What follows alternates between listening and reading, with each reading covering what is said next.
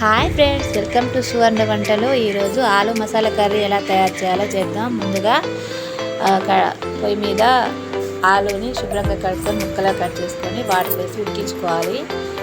ఆలు ఉడికాక పొయ్యి మీద కడాయి పెట్టి ఆయిల్ వేసుకొని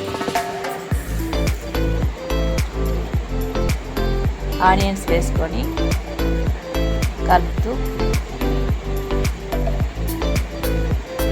గోల్డెన్ బ్రౌన్ కలర్ వచ్చే వరకు కలుపుకొని అందులో అల్లం వెల్లుల్లి పేస్ట్ వేసుకొని కలుపుకోవాలి.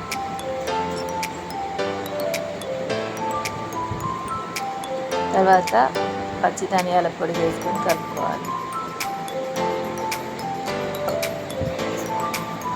కొంచెం పసుపు వేసుకోవాలి.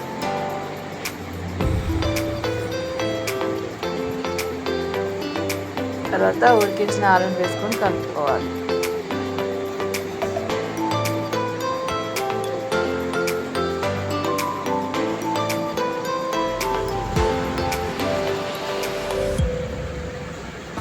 తర్వాత తగినంత ఉప్పు వేసుకోవాలి.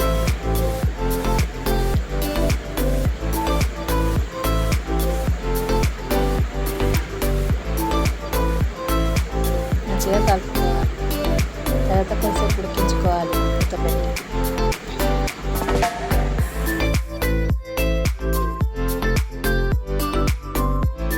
తగినంత కారం వేసుకోవాలి.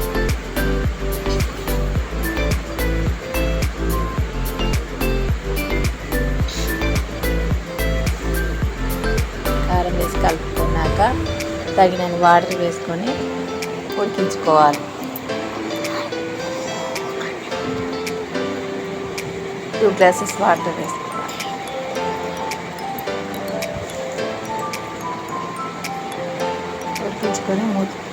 ఉడికించుకున్నాక ఒకసారి కలుపుకోవాలి.